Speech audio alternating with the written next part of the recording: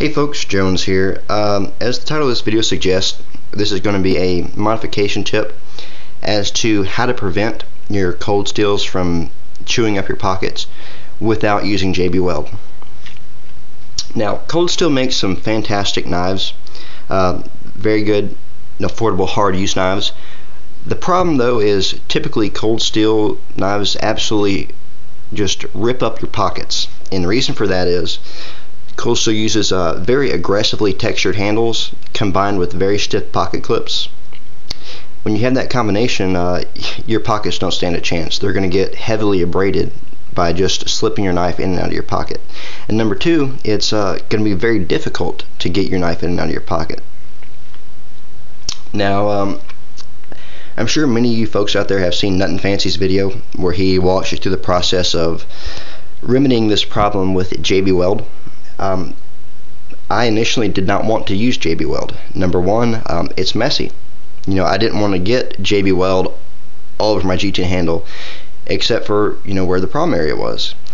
Number two, JBWeld takes a long time to dry. It takes about 24 hours for it to fully cure, and I'm impatient. I wanted something that I could have in my pocket ready to go in 15-20 minutes. So I came up with my own solution. What you're going to need for this are, or at least what I used for this, are a set of diamond files. I guess if you're hard pressed, you could use like your typical steel file. There are a couple of downfalls to this though. Number one, these steel files, they'll only file in one direction, and that's typically pushing the file into the material.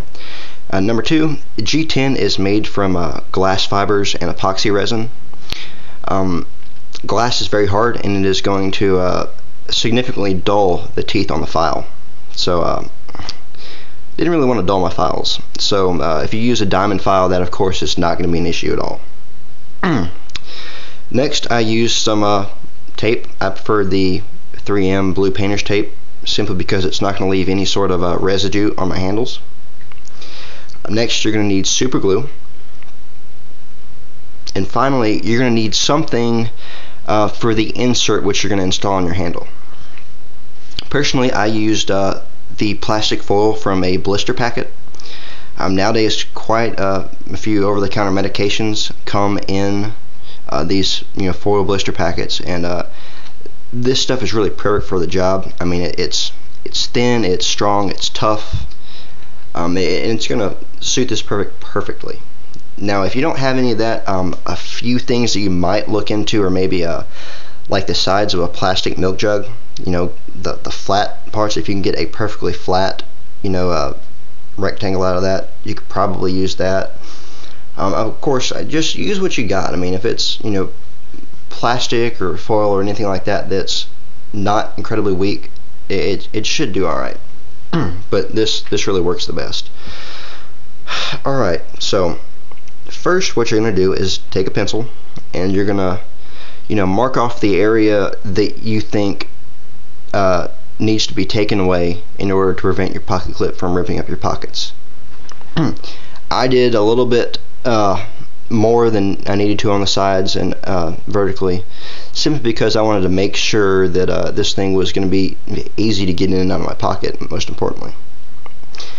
Once you've marked off your area, of course you want to remove your pocket clip. Then you're going to take your painter's tape, and you're going to tape off the area that you've marked with a pencil.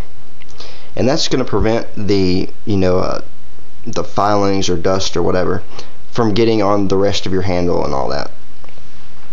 Then you take your file and you just go to work, filing back and forth until you have cut a rectangular channel that is deep enough to accommodate the thickness of your insert.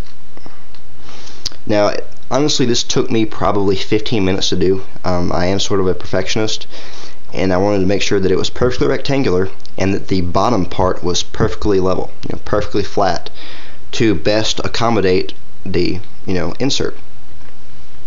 So when I was done with that, I got an air compressor and I blew out all the dust, and then I took a alcohol swab and you swab the area. If you've ever ground G10, you know that when you grind it, it leaves a dust residue all over the surface that you just remove the G10 from, and we want to remove that because that will prevent a good bond with the super glue, because it will bond to the dust instead of the G10 handle.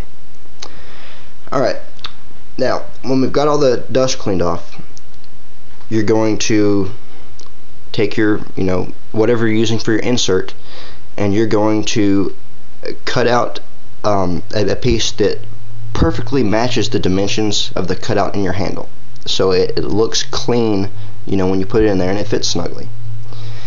When you've got your piece cut out, since I did use a foil and it is sort of slick, at least the plastic parts are, I took my diamond file and I abraded the surface.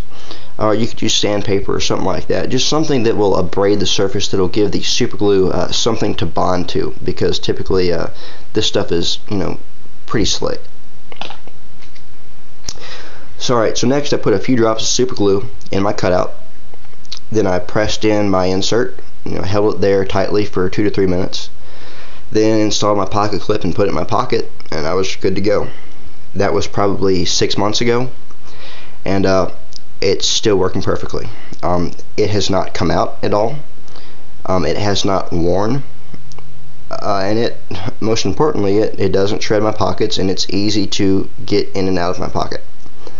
I will say that the way I cut it out, the G10s on the side add a little bit of extra grip in the pocket, which is a good thing when it is pocketed, but they don't prevent it from being extracted.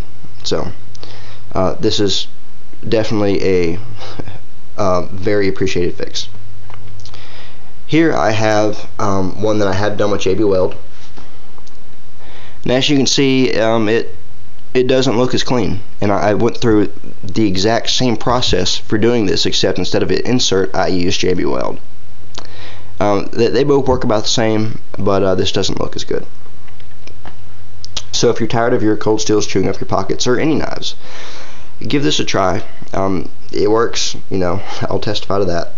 So hopefully this helps somebody out there. And thank you for watching, guys, and I will see you in the next video.